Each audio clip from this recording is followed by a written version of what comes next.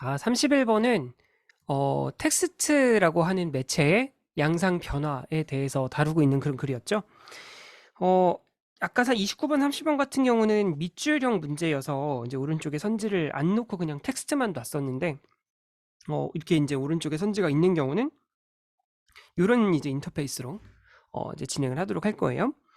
자, 지난 10년 동안 이렇게 묶어야겠죠. 지난 10년간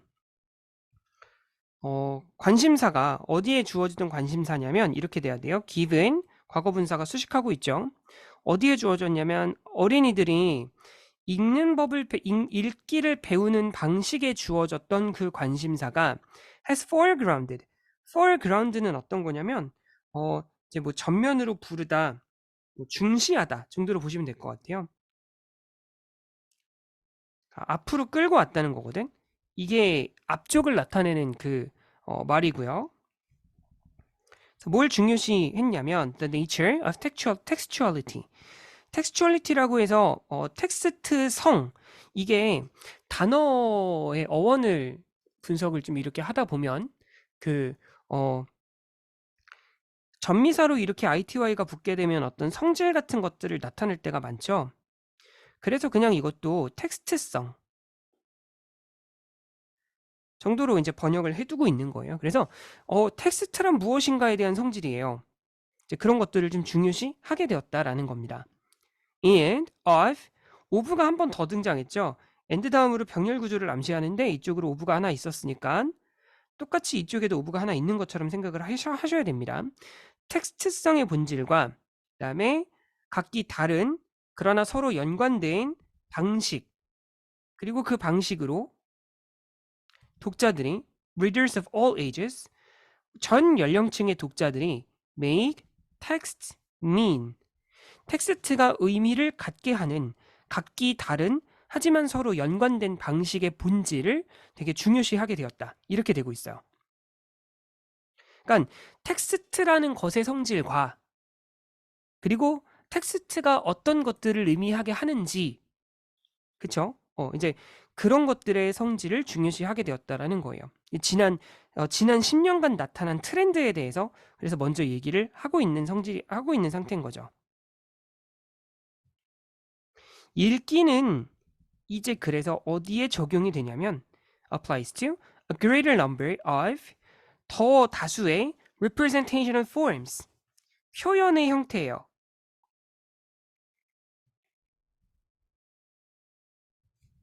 형식 이렇게 가셔도 되고 than at any time in the past, 과거의 그 어느 때보다도 더 많은 표현 형태에 적용된대요. 그러면 여기선 표현 형태라는 게 이제 과연 어떤 것일까 해서 이제 콜론을 두고 이 표현 형태의 이제 예시들이 어떤 것들이 있는지를 보여주고 있는 거죠. 뭐 그림이 될 수도 있고 사진이죠. 그림이나 사진, 지도, 화면, 그다음에 디자인 그래픽, 사진. 이건 이게 그림이겠다. 그죠? 이와 같은 이런 요소들이 전부 이제는 텍스트로 여겨진대요. 자, 그럼 이제 텍스트의 성질 이야기를, 즉 텍스트가 갖고 있는 성질에 대해서 얘기를 하고 있는 거니까 여기서 언급하고 있는 텍스트의 성질이 더 이상 글자만이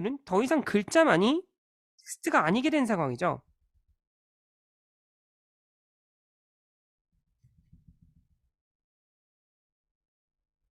그죠? 더 이상 글자만이 텍스트가 아니게 되었어요.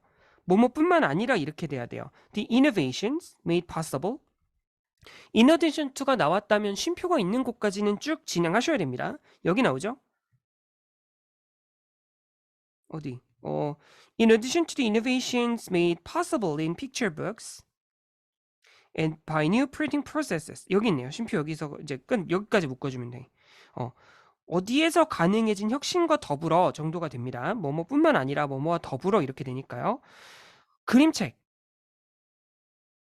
가능해진 혁신. 뭐 때문에? By new printing processes. 새로운 인쇄 과정에 의해서 그림책에서 이제 가능해지게 된 혁신과 더불어 디자인상의 특징들도 also predominate. predominate 하면 이게 이제 뭐 말 그대로 두드러진 거죠. 이미 지금 지배를 하고 있는 거예요. 그런 디자인상의 특징들도 다른 여러 가지 종류들에서도 이제 두드러지게 되었습니다. 뭐 그림책뿐만이 아니라 뭐 시, 아니면 뭐 정보를 주는 그런 텍스트, 뭐 설명문이 될 수도 있고, 시 같은 경우도, 시집 같은 경우도 뭐 이렇게 뭐 사파 같은 게 많이 더 그려져 있다든가, 아니면 이렇게 뭐 포토 에세이식으로 해가지고 뭐 사진이랑 이런 것들이 같이 이렇게 엮여 있는 그런 형태의 이제 시집이라든가. 그래서 이런 점에서 독서는, 책 읽기는 becomes a more complicated kind of interpretation, 더 복잡한 종류의 해석이 되게 되었는데, than it was when, 언제보다냐면 과거의 언제보다는 더 이제 복잡해진 그런 이제 해석이 되었다는 거예요. 어떤 거냐면 아이들의 관심이 온전히 인쇄된 텍스트에만 집중되었을 때보다 훨씬 더 복잡한 해석을 요구하게 되었다는 거예요.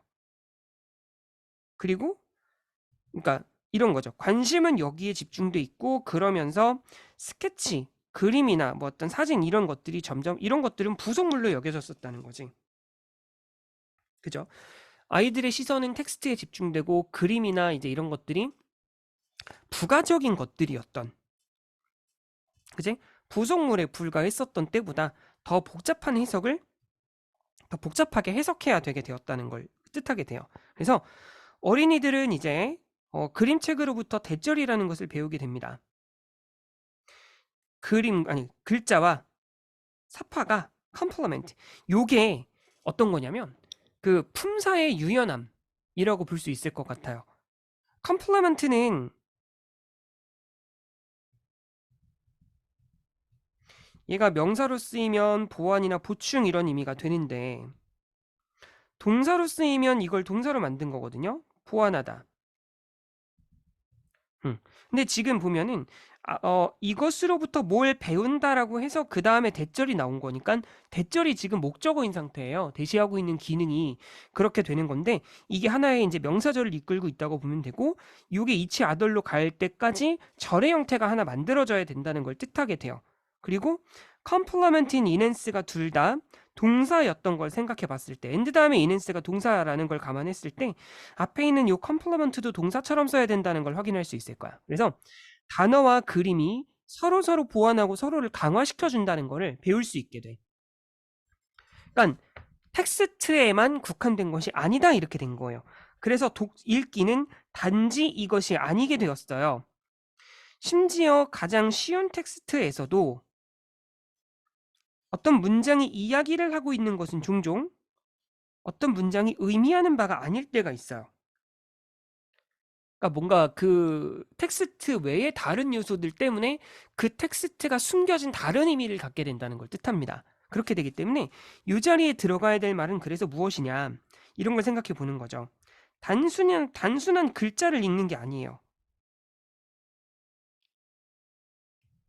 글자만을 중요시하지 않는다 정도의 이제 내용이 필요했던 거지. 그러면 이 글자만을 중요시하지 않는다라고 하는 것과 가장 유사한 그런 이제 선지를 찾으면 돼요. 이제 앞에 이제 빈칸 앞에 이제 낫 있는 것 때문에 틀렸을 가능성도 조금은 있습니다. 이런 거 놓치면 안 돼요. 그죠? 그래서 지금 여기에서는 글자만을 중요시한다 내용이 들어가야 되고, 이 아니다라는 말은 이미 낫에 들어있기 때문에 선지에서는 요것만 찾으면 돼요. 글자만 해석하면 돼. 그런 점에서 봤을 때 가장 비슷한 선지가 무엇이냐 찾는 거죠. 지식의 습득, 단어의 인식, 그죠? 이거예요. 그래서 2번이 답이었던 거야. 3번은 상상력 있는 어떤 연극, 상상력 있는 놀이 뭐 이런 거니까. 그다음에 이건 주관적 해석이에요. 이거 골랐을 가능성 조금 있어 보입니다. 그죠? 이거 골랐을 가능성이 조금은 있어요. 그리고 그다음에 이제 뭐 이미지 매핑이니까 이미지를 지도화해서 만든다라는 걸 뜻하게 되니까 이 선지도 크게 연관이 있는 선지는 아니라는 걸 알 수 있었죠. 그래서 답은 2번이었고요. 그래서 텍스트성이라는 것에 텍스트성이라고 하는 것을 중요시하게 되면서 읽기라는 것이 점차 예전과 다르게 다양한 표현 방식에 적용할 수 있게 되었다.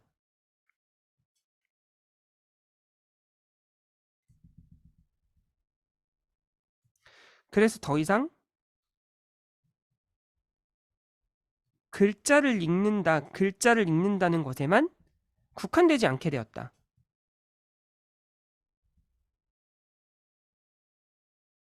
그래서 이런 정도로 정리할 수 있으면 될 것 같아요. 오케이. 이렇게 정리하고 가겠습니다.